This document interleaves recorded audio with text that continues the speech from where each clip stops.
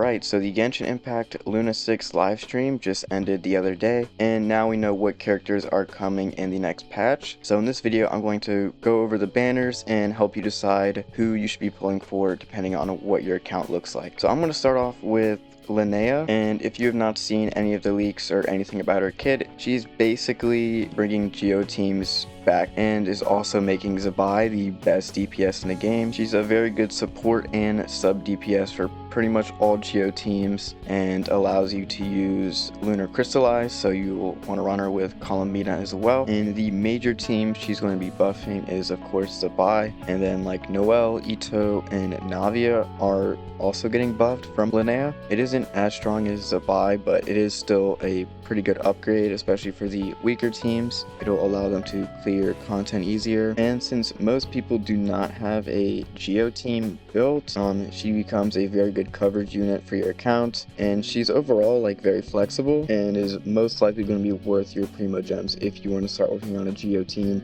or you have a Geo team that needs improvement. If you already have very strong teams that can just brute force the in-game content, like the other Nodcry carries or Skirk or Modwika, then you can probably skip her. But other than that, she is definitely a very good pickup and definitely brings Geo back into relevance when it comes to the meta. Alright, and next up is Chasca, who will be in the same phase as Linnea, and to be honest, she has kind of fallen off a bit. Genshin power creep has gotten pretty crazy, especially with the recent Spiral Abyss cycles, and especially at C0, she is just definitely way too far behind in my opinion. But if you like the character, you can obviously pull for her.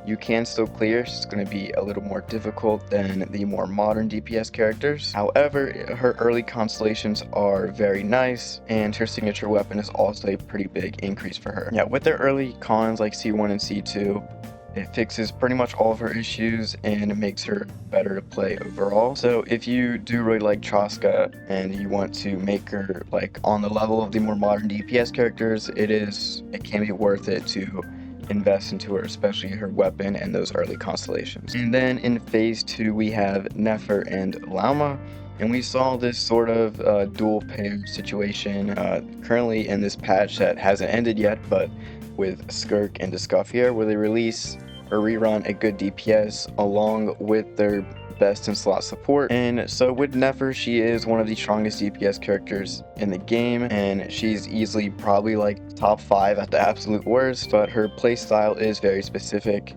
and you do need at least 2 other limited 5 stars if you want to make her at that high level, being Lauma and Columbina. And if you don't like her playstyle, I would not recommend picking her up. I would just recommend picking her up if you like her. With the like top 5 DPS characters in the game currently, they are all around a somewhat similar level, so Nefer isn't like a must pull when it comes to DPS characters, as you can just pick another broken DPS that is around her level, and you can probably find one that you might enjoy more than Nefer if you're just looking to pull for a broken DPS character. And now with Lauma, if you actually want to make your Nefer do high level damage, Lauma is a must pull. Her damage falls off a ton if you don't have Lauma, even with like Columbina, so you really want Lauma in your Nefer teams, or else she's going to feel just a lot weaker and like borderline outdated without her broken support. And Lauma's early constellations are also very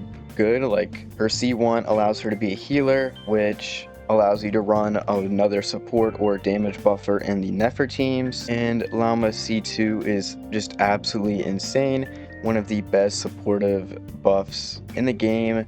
You're getting 40% Lunar Bloom damage, and then further damage with the Pale Hymn stacks by like 500% when it comes to Hyper Bloom, Bloom, and Burgeon, and Lunar Bloom is increased by 400% of Lauma's Elemental Mastery. So it is like a very strong upgrade, and honestly, when you're going for like a Nefer team and you want to start vertically investing, getting like Lauma C1 and C2 is probably going to be better for you than getting Nefer's like C1 or her weapon.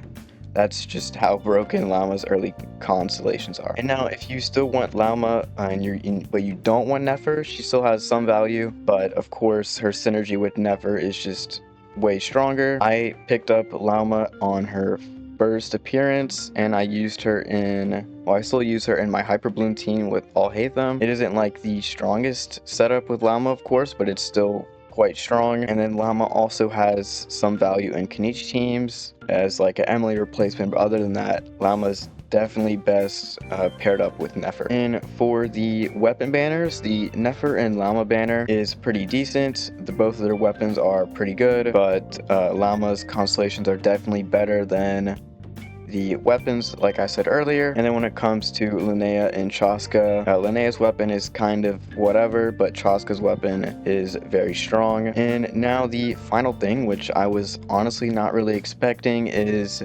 the Fontaine Chronicled Wish. However, it only has 5 characters on there, being Emily, Clorin, Navia, Sigewin, and Lenny. When it comes to these characters, they are like decent, of course not anything strong, which makes sense since it is a Chronicle banner. They don't want to have a ton of broken characters on it. Emily is basically only for Kenichi teams, and like I said, if you want to upgrade your Dendro DPS, Lauma can also work for Kenichi, and then you can just get Nefer later. And then with Clorin, she is still a pretty decent Electro DPS. She's obviously power crept by Varesa, but she can still clear. It just will take a little bit of investment into your Clorin. Navia is around the same level as Clorin, of course. She is getting a buff from Linnea, so I would honestly put her above Clorin. And overall, even without Linnea, she is still very playable and can clear content. With Sigewin, she is a pretty mid 5-star. I would highly recommend avoiding her unless you plan to get all of her later cons, which make her a lot stronger. But for like a majority of the players, Sigewin is just a free skip. And then Lenny is pretty decent, but his playstyle and team comps are kind of limited. So if you like him, you can get him, but other than that, there's pretty much no reason to pull for him. So the Chronicle banner is kind of whatever. It's probably one of the better ones since the other Chronicle banners just have much older characters on them. But with that, I'm going to wrap up today's video. So if you found any of the information helpful, I would greatly appreciate it if you left a like and subscribe, and comment down below who you plan on pulling for in the next patch. And with that, I will see you guys all in the next one.